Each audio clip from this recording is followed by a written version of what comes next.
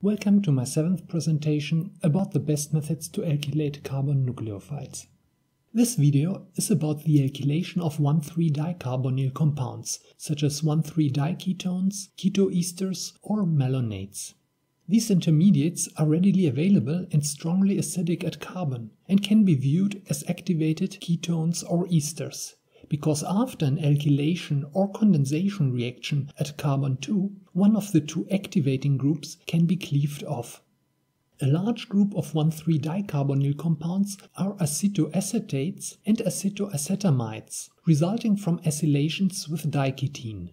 Diketene is produced industrially by pyrolysis of acetic acid to ketene, followed by dimerization. Acetoacetates are used for the preparation of dyes, pigments, coatings, and various polymers. Ketene is nucleophilic at the terminal carbon and reacts with some acyl halides to yield 3 ketoacyl halides, which again can be converted into 3 ketoesters or amides. Substituted ketoesters can also be prepared by intermolecular or intramolecular Claisen condensation. Malonic acid esters can be prepared from chloroacetates by carbonylation with carbon monoxide. Older strategies include the hydrolysis of cyanoacetic esters, which can also be prepared from chloroacetates. 1,3-dicarbonyl compounds are around 10 orders of magnitude more acidic than simple ketones or carboxylic esters. And cyclic 1,3-dicarbonyl compounds are still more acidic than their non-cyclic analogues. The corresponding enolates are therefore neither very basic nor nucleophilic. Moreover, 1,3-dicarbonyl compounds are good chelating ligands for hard metallic cations. Many of them are highly enolized, what can complicate the interpretation of their NMR spectra. Like ketone enolates or enamines, also 1,3-dicarbonyl compounds are ambident nucleophiles that can be alkylated at carbon or at oxygen, depending on the solvent and the polarizability of the electrophile. Usually, the enolates of 1,3-dicarbonyl compounds are used as nucleophiles, but highly reactive electrophiles can also alkylate the neutral form.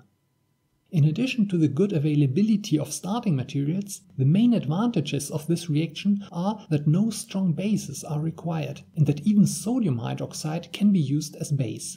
Once the sodium enolate is formed, saponification or nucleophilic deacylation usually require higher temperatures than most alkylations or aldol condensations. Therefore, no saponification occurs when using just a slight excess of sodium hydroxide to generate a sodium enolate, not even in protic solvents and at ambient temperature. The main disadvantages of this chemistry is the low reactivity of the intermediate enolates. Furthermore, 1,3-dicarbonyl compounds are not very stable and can be cleaved by strong nucleophiles. In particular, 2,2-disubstituted and strongly electrophilic 1,3-dicarbonyl compounds are sensitive toward nucleophilic attack. Trifluoroacetyl acetates, for instance, cannot be saponified under basic conditions because the trifluoroacetyl group is cleaved off faster than the ester is hydrolyzed. Then, even enolizable 1,3-diketones can be cleaved by weak bases in refluxing ethanol, as shown by this example. Because of this sensitivity, the direct alkylation may not always be the best approach for preparing alkylated 1,3-dicarbonyl compounds. One alternative is the Knoevenagel condensation with aldehydes or ketones, followed by catalytic hydrogenation. A further alternative is the alkylation of 1,3-dicarbonyl compounds by intermediate formation of radicals instead of enolates. Radicals can be generated under almost neutral conditions, where nucleophilic cleavage of the product is less likely. This example is a typical alkylation of a beta-ketoester with an alkyl bromide. In refluxing acetone and with potassium carbonate as base, after only 1 hour a high yield of the desired product was obtained. These reactions should, however, not be allowed to proceed for longer than necessary because nucleophilic cleavage of the product can occur. Also, secondary alkyl bromides can be used as electrophile, as shown here.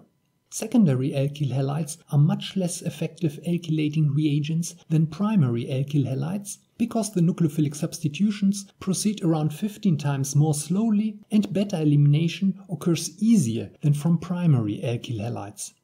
Despite these problems, a good yield of alkylated malonate was obtained in this example.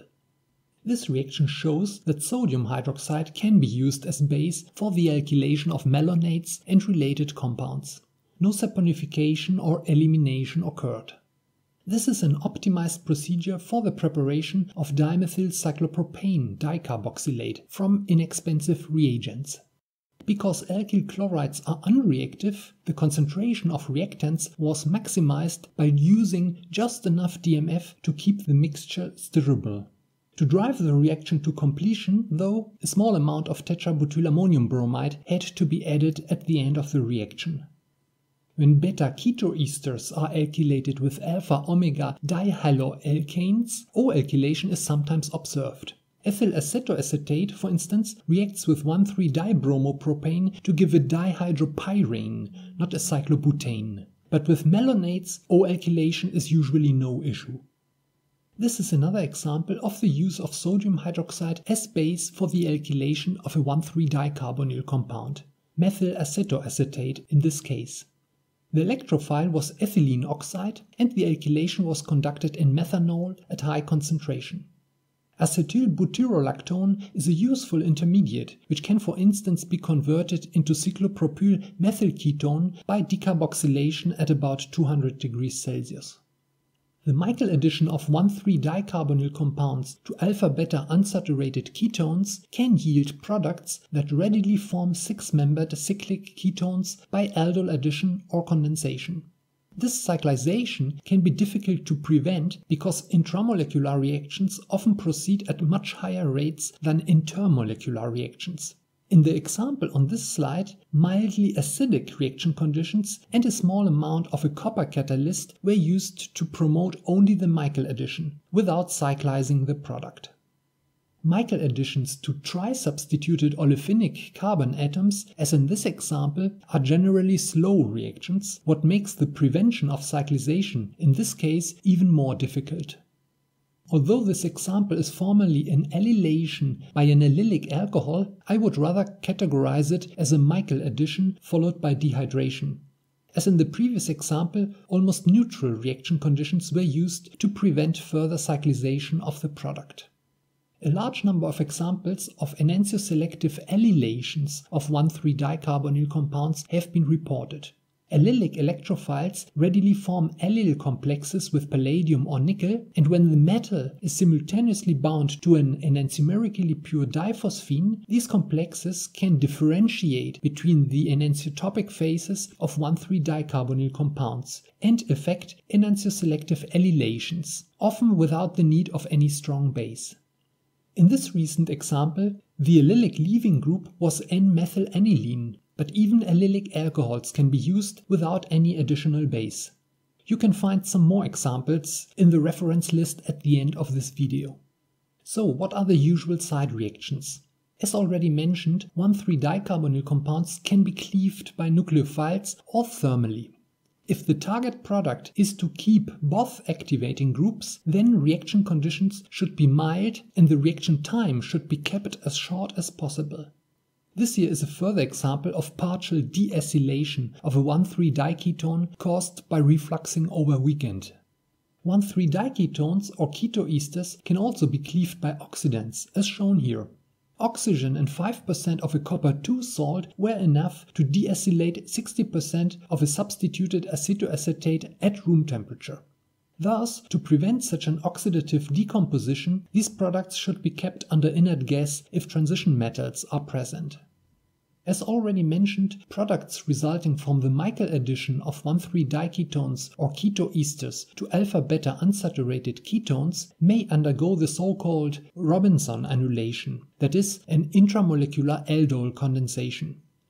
For some starting materials, such cyclizations are almost impossible to prevent.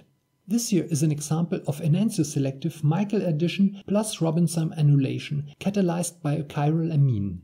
The reaction conditions were actually slightly acidic, but methylvinylketone is such an exceptionally reactive electrophile that after 2 days at room temperature, a complete conversion of the starting materials was attained. A further potential side reaction is the formation of enol ethers by O-alkylation. This can happen if hard electrophiles are used, such as trialkyl oxonium salts, alkyl sulfates, sulfonates, or chlorides. But even alkyl iodides may sometimes alkylate ketoesters at oxygen, as shown here. Trifluoroacetoacetates are difficult to convert into enolates because the trifluoroacetyl group is easily cleaved off by nucleophiles. That is why potassium fluoride was used as base in this example. Then, these enolates are exceedingly weak nucleophiles and alkylations proceed only slowly and with poor selectivity. Interestingly, it was shown that the O-alkylation was reversible and that the O-alkylated product was acting as alkylating reagent. So, the longer these reactions proceeded, the larger was the yield of C-alkylated product. Further side reactions include multiple alkylations and the alkylation by amines at high temperature, which probably proceeds by intermediate iminium salt formation by hydride abstraction by a Knoevenagel condensation product. In general, reactions do not run smoothly if one of the required intermediates is anti-aromatic. Because one of the resonance structures of ketones is a carbocation, cyclopentadienone, for instance, is anti-aromatic and cannot be isolated. Similarly, the enolate of cyclopentene 1,3-dione is highly reactive and quickly oligomerizes. Accordingly, cyclopentene 1,3-dione is difficult to alkylate in high yield. On this and the next two slides, I've listed some more examples. The references on this slide are of alkylations by alkyl halides, sulfonates, epoxides, and related electrophiles, and by aldehydes or ketones. These here are references about allylations and oxidative alkylations. Most of the allylations were palladium catalyzed and asymmetric.